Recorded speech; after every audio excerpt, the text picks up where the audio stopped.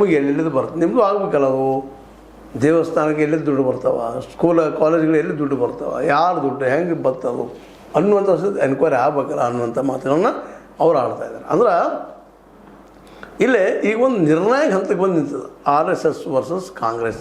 ಅದರೊಳಗೆ ಕರ್ನಾಟಕದಲ್ಲಿ ಖರ್ಗೆ ಅವರು ಸಪೋಸ್ ಈ ಕಾಂಗ್ರೆಸ್ 2029 ಮೆಜಾರಿಟಿಯಾಗಿ ಬಂತಪ್ಪ ಅಂದ್ರೆ ನಾನೇ ಗೃಹ ಮಂತ್ರಿ ಆಯ್ತಪ್ಪ ಸೆಂಟ್ರದಲ್ಲಿ ಅನ್ನುವಷ್ಟು ಮಟ್ಟಿಗೆ ಖರ್ಗೆ ಅವ್ರು ಮಾತಾಡೋದು ನೋಡಿದಾಗ ಮುಂಬರುವ ದಿನಗಳು RSS ಅಂದುಕೊಂಡಷ್ಟು ಸುಲಭವಾಗಿ ಇರಲಿಕ್ಕಿಲ್ಲ ಅಂತೇಳಿ.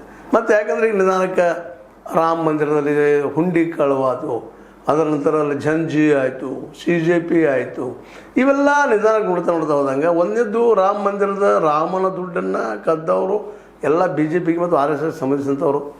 ಹೀಗಾಗಿ ಜನರಿಗೆ ಒಂದು ಭಕ್ತಿ ಇತ್ತು ಉತ್ತರ ಭಾರತದಲ್ಲೇ, ಮೂಡು ಭಕ್ತಿ. ಹೌದಪ್ಪ ಏನು ಅಂತಂದ್ರೆ ಈ BJP ಮತ್ತು RSS ಇದ್ದಿದ್ದು ನಮ್ಮ ಹಿಂದೂ ಧರ್ಮದ ಮೂಲ ಏನಪ್ಪ ಅಂತಂದ್ರೆ ಮೂಲ ಮತ್ತು ಶಕ್ತಿವರ್ಧಕ ಅಂತ ತಿಳ್ಕೊಂಡಿದ್ರು. ಆದರೆ ಇವತ್ತು ಅದು ಸುಳ್ಳಾಗಲಿಕ್ಕಂಥದ್ದು.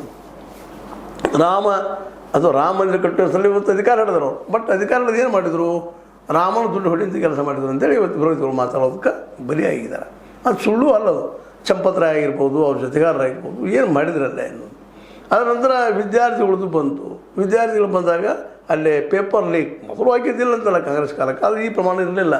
ಪೇಪರ್ ಲೀಕ್ ಆಗೋ ಜೊತೆಗೆ ಕಾಂಪಿಟೇಟಿವ್ ಎಕ್ಸಾಮ್ಗಳು IAS ಇರ್ಬೋದು, ಮತ್ತು ಬೇರೆ ಬೇರೆ UPSC ಎಕ್ಸಾಮ್ ಆಗಿರ್ಬೋದು, ಮುಂದೆ ಸ್ಟೇಟ್ ಆಗಿರ್ಬೋದು, ಅಲ್ಲೆಲ್ಲೂ ಪೇಪರ್ ಲೀಕ್ ಆಗುವಂಥ ವಿಷಯಗಳು ಬಂದಿದ್ದರಿಂದಾಗಿ ಸಹಜವಾಗಿ ಏನಾಗಿದೆಪ್ಪ ಅಂತಂದ್ರೆ ಇವತ್ತು ಎಲ್ಲರೂ ವಿಚಾರ ಮಾಡುವಾಗ ಈ RSS ಜೊತೆಗೆ ಪೂರ್ಣ ಪ್ರಮಾಣದ ಜನ ಬೆನ್ನು ಕಡಿಮೆ ಆಗ್ತಾಯಿತ್ತು. ಯುವಕರು ಕಡಿಮೆ ಆದರು.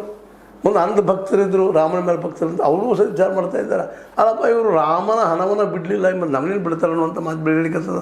ಹೀಗಾಗಿ ಇತ್ತೀಚಿನದಲ್ಲೇ RSSದ ಮೊದಲಿನ ಒಂದೇನು ಸ್ಥಳ ಇತ್ತು, ಒಂದು ಹೆಳತಿತ್ತು ಯುವಕರ ಮೇಲೆ, ಅದು ಕಡಿಮೆ ಆಗ್ತಾ ನೋಡೋದಂತ ಇವತ್ತು ತಿಳಿದಂಥ ನಮ್ಮ ಮೋಹನ್ ಭಾಗವತರಾಗಿರ್ಬೋದು, ಅದೇ ಕಾಲಕ್ಕೆ ನಮ್ಮ BJP ನಾಯಕರಾದಂಥ ಮೋದಿಯವರು, ಶಾ ಅವರು ಸಹಿತ ಯುವಕರು ನಮ್ಮನ್ನು ಬಿಡಿಸ್ಕೊಳ್ಬೇಕು ಅನ್ನೋಂಥ ಪ್ರಯತ್ನ ಮಾಡ್ತಾಯಿದ್ದಾರೆ. ಆದರೆ ಯುವಕರು ಇವ್ರ ಕಡೆ, ಅದರಲ್ಲೂ ಜನ ಇವ್ರ ಕಡೆ ಮುಖ ಇಟ್ಟು ನೋಡ್ತಾ ಇಲ್ಲ. ನಮಗೀಗ ಎನ್ಕ್ವೈರಿ ಆಗಬೇಕು.